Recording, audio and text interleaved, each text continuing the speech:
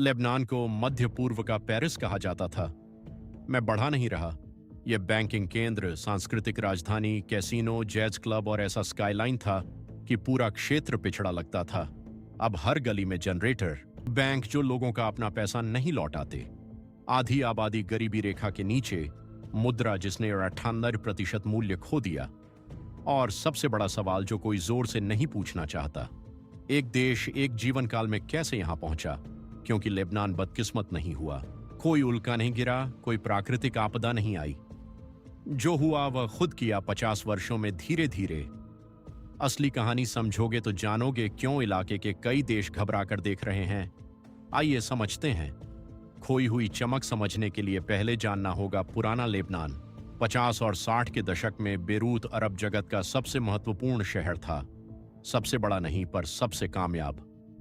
1956 का बैंकिंग गोपनीयता कानून ने इसे मध्य पूर्व का स्विट्जरलैंड बना दिया।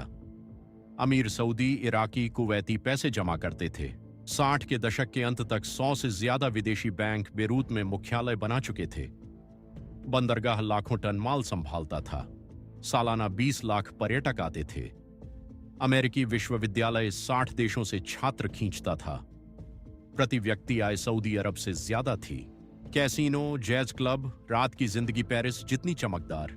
ईसाई, सुन्नी, शिया, द्रूज, अर्मेनियाई, यूनानी सब एक साथ रहते थे। अरब अखबार यहीं छपते थे क्योंकि सेंसर नहीं आते थे। लेखक, कलाकार आजादी से सोच सकते थे। फिर 2026 में देश कहां पहुंच गया? जवाब शुरू होता है 1943 के एक समझौते से। आजादी के बाद नेताओं ने धार्मिक गुटों के बीच सत्ता बांटने का फॉर्मूला बनाया। उसे राष्ट्रीय समझौता कहा गया। राष्ट्रपति हमेशा मरोनाइट ईसाई, प्रधानमंत्री सुन्नी मुसलमान, स्पीकर शिया मुसलमान। मंत्रिमंडल और सेना के पद भी उसी अनुपात में बंटे। आधार था 1932 की जनगणना जिसमें ईसाई 53% थे। पूरे सिस्टम को उसी एक आंकड़े पर जमा दिया गया। जन्म दर, पलायन, शरणार्थी सब नजरअंदाज। मान लिया गया कि 1970 का लेबनान 1932 जैसा ही रहेगा। कुछ समय तक सब ठीक चला। अर्थव्यवस्था बढ़ी, अभिजात वर्ग साथ रहे, लेकिन नीचे से गणित बिगड़ रहा था। मुस्लिम जन्म दर ईसाई से 2 गुनी थी। शिया इलाकों में औसत 5 से 6 बच्चे प्रति महिला। एक पीढ़ी में 1932 वाला बहुमत उलट गया। ईसाई पढ़े लिखे लोग यूरोप और अमेरिका पलायन कर गए।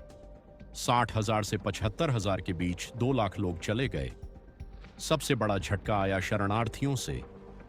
1948 में 7 लाख फिलिस्तीनी आए, फिर 1973 में और 70 के दशक तक 3 लाख से ज्यादा। उन्हें नागरिकता नहीं मिली, शिविरों में रखा गया। 1970 में पीएलओ नेतृत्व बेरूत आया और शिविरों को हथियारबंद राज्य जैसा बना दिया। जमी हुई सत्ता व्यवस्था, बदलती आबादी और बाहर की सेना, सब मिलकर बारूद का ढेर बन गया। अप्रैल 1975 में चिंगारी लगी। 15 साल का गृह युद्ध शुरू हुआ। 1,20,000 मारे गए, 1.5 लाख घायल, 10 लाख विस्थापित। देश की 40% आबादी प्रभावित। यह सिर्फ ईसाई बनाम मुसलमान नहीं था। हर गुट हर दूसरे गुट से लड़ रहा था। ईसाई गुट आपस में भिड़े, शिया गुट आपस में लड़े, पीएलओ और सीरिया भी भिड़े। 1976 में सीरिया ने हमला किया और 29 साल रुका। 1978 और 1982 में इजराइल ने दक्षिण से हमला किया। बेरूत 2 हिस्सों में बंट गया। हर तरफ अत्याचार हुए। 1933 में अमेरिकी मरीन बैरक पर हमला, 241 सैनिक मारे गए। पूरे मोहल्ले खाली कराए गए। ईसाई आबादी दक्षिणी पहाड़ियों से घटकर 5% रह गई। यहूदी समुदाय लगभग खत्म हो गया। 1929 में सऊदी और सीरिया ने ताइफ समझौता कराया। संसद में मुसलमानों को ज्यादा सीटें मिलीं, राष्ट्रपति की शक्ति घटाई गई। कागज पर नया सिस्टम, हकीकत में सबसे बड़ी सेना वाले को सत्ता मिल गई। वह सेना सीरिया की थी। उसने 29 साल कब्जा रखा। 40,000 सैनिक, राष्ट्रपति और मंत्रियों का चयन वही करते थे। 1932 में इजराइल के हमले के बाद ईरान ने बेका घाटी में शिया मिलिशिया तैयार की। नाम रखा हिजबुल्लाह। ईरान हर साल करोड़ों डॉलर हथियार, ट्रेनिंग और स्कूलों पर खर्च करता था। ताइफ समझौते में बाकी सब मिलिशिया डिसआर्म हो गईं। हिजबुल्लाह ने इनकार कर दिया। 2006 तक उसके पास लाखों रॉकेट थे। 2022 में संसद में 31 सीटें, सरकार को वीटो करने की ताकत, अपना टीवी, बैंक, अस्पताल, स्कूल और कल्याण तंत्र। दक्षिण लेबनान और बेरूत के दक्षिणी उपनगरों में राज्य नहीं, हिजबुल्लाह चलता था।